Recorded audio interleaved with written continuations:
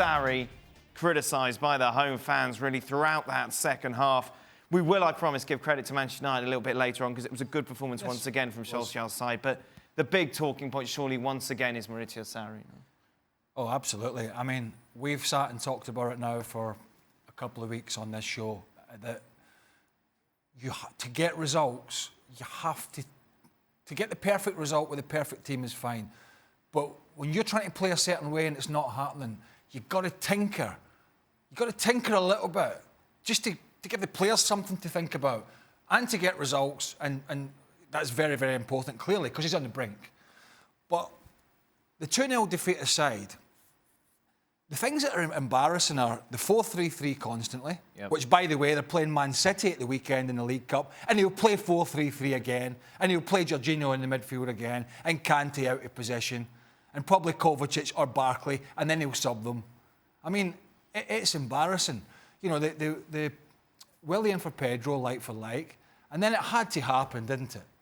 Burley on for Kovacic. But I tell you what, Dan, something that's almost a sacking offence in itself, bearing in mind the scenario, is bringing on Zappacosta for Azpilicueta.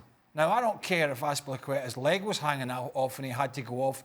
You got Hudson-Odoi on the bench and Giroud, and you're 2-0 down.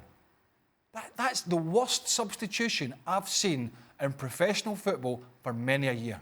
Stevie, you made the point when we were watching the game, Chelsea could play till midnight and not score. No, no movement, no excitement, no character, no strength, no nothing. Just you know, Jorginho's affecting everybody else because they all seem to think what he's doing is okay, so they're off passing the ball 5 yards sideways.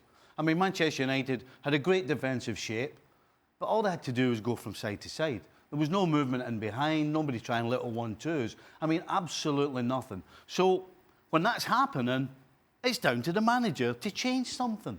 And the fact that he doesn't is why I'm sitting saying they could be here till midnight and still not score. They're at home, and the opposition goalie's not a save to make. I mean, just awful. I'll be honest, I'm not sure what to add about Chelsea here. I mean, the thing is, Maurizio Sarri comes in, he's brought in, inherits the seat from Antonio Conte, who won the league. A lot of expectation about him, and then he's out-coached by Ole Gunnar Solskjaer. But he started so well. His tenure was so strong, wasn't it, initially? It started well, but then you figured Chelsea out. You know that everything is going to go through Jorginho. You know that he's not going to do anything defensively. He's not going to run by defenders. He's going to look to pick a pass. You don't have to put a whole lot of pressure on him because he's not going to do anything other than that either. So you stand off him and just make sure the channels are cut off. And he is totally ineffective. He more than ineffective, he's a liability. And once you find that out, once you figure that out, then you've got Chelsea to hang. And then their striker situation, all right, Higuain comes in late on, maybe he changes things. But outside of that, you're getting nothing going forward other than from Eden Hazard. So as long as he's taken care of, Chelsea have nothing else to offer. Absolutely nothing. Do you know, we talked about Sarri before, about when he didn't have his coaching staff in the dressing room a couple of weeks ago. Yes. You need... A game like tonight is exactly why you need your staff. You need to turn to the guy next to you, and by the way, it wasn't Zola tonight, I don't know where he was. You need to turn to the guy next to you and go, right, we need to do something here. What do you think? You know, what do we change? Who do we take off? Do we change the shape of the team? These are all the things that you talk to your assistant about. And he clearly doesn't. But at the same time, it's not rocket science, though, Stevie. And Craig points it out. But it shouldn't be, but clearly it is for him. You've got the likes of Hudson-Odoi, and I was looking at some comments made by Zola over the course of the week that he's right on the fringe and he's nearly into the first team. All of a sudden, as soon as Bayern Munich show interest, Chelsea all of a sudden decide Hudson-Odoi is a good player and worth keeping. Yet still, you don't play him. You're making all the noises to the press about Hudson-Odoi and how important he is and how good a talent he is, yet you don't play him. He's played 13 minutes since they closed the transfer window, once the Bayern Munich door shut for right now. So it really is, if I were a Chelsea fan, I'd be ripping my hair out because nothing that Sarri is doing is making any kind of sense when it should be obvious. I mean, you're right. I mean, it's the one way to look at it at the moment is, and there's no other way to put it, at the moment it looks as if, this is Sarri I'm talking about, he's out his depth. Yep. All right, I know he managed in Italy and I know he managed at Napoli, that's fine. He had some certain players, he played a certain way, got a great amount of points, didn't win anything. Oh, by the way, crashed out the Champions League as well, then threw the Europa League in because he thought he was going to go for the Serie A title and he didn't get it. But what the hell were they doing in Serie A about Jorginho?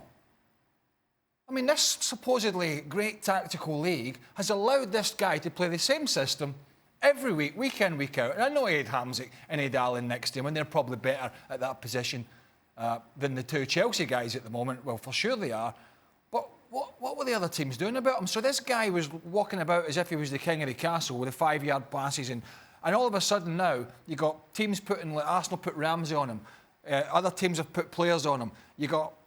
tonight they put Juan Mata on him. They had no wide players in Lingard or Martial, so they lost the pace. Mata can't play out there because he's not quick enough. So I play a narrow midfield with Pogba one side, Matic sitting and Herrera the other, and I plunk Juan Mata behind, and that, oh, by the way, that puts him on Jorginho as well, and that allows me to put two strikers on the field. Here's a manager who has got way less experience than his counterpart, and he's actually thinking about it. He's actually thinking about the game. And as for Jorginho, I was listening to the commentary, and one of the commentators said, well, you know, Matic is in a predicament now because he's on a yellow card and he's not going to be able to make another tackle. Well, Chelsea have got a midfielder. It doesn't matter if he's on a card or not. He can't make a tackle anyway. Stevie, what's happening? Scary. What's happening in training day to day with 4-3-3, that's what they work on. You might have noticed. This has got it like that. How does this work day to day? Because the players, they're not idiots. They can see surely that this isn't working.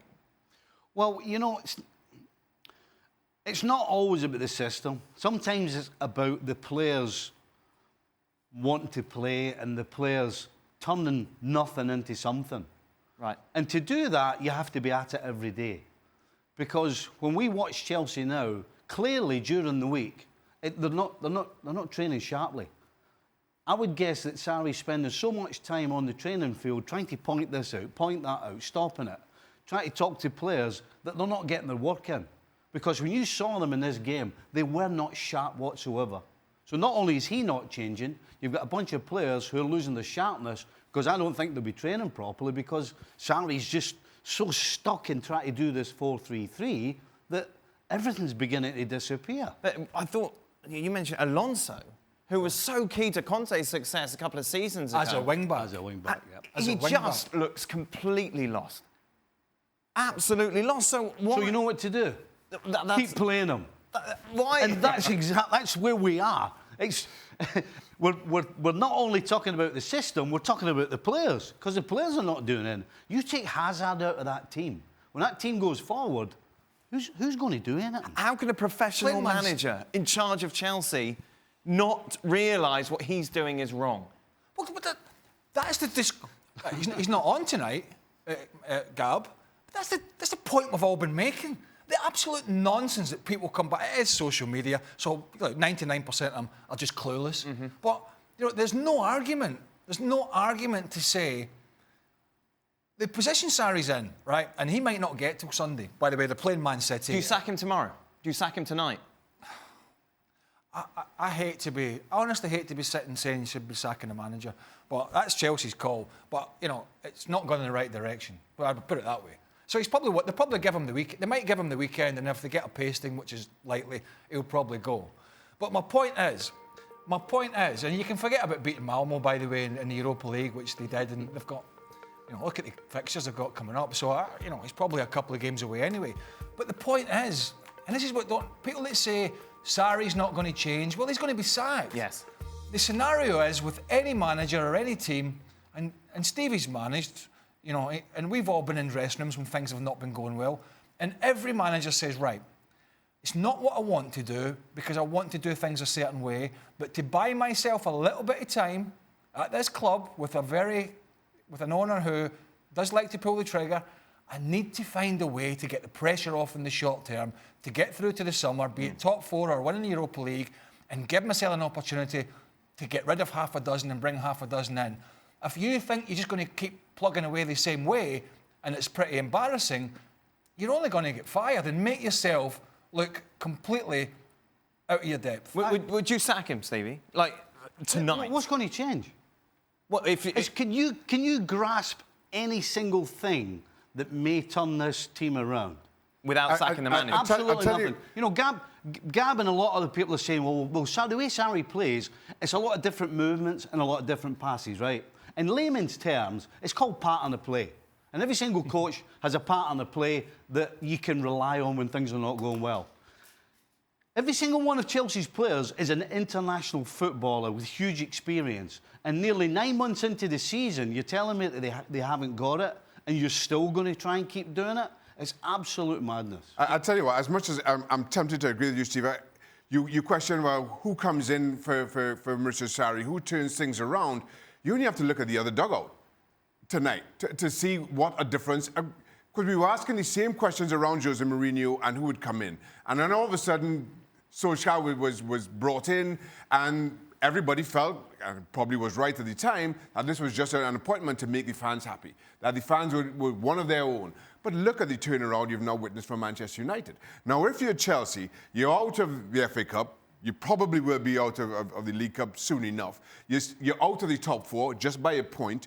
Doesn't make sense to bring somebody in who maybe and hope that they have an effect that Solskjaer did with Manchester United. I mean, let me just say this to you again. Let me just repeat this.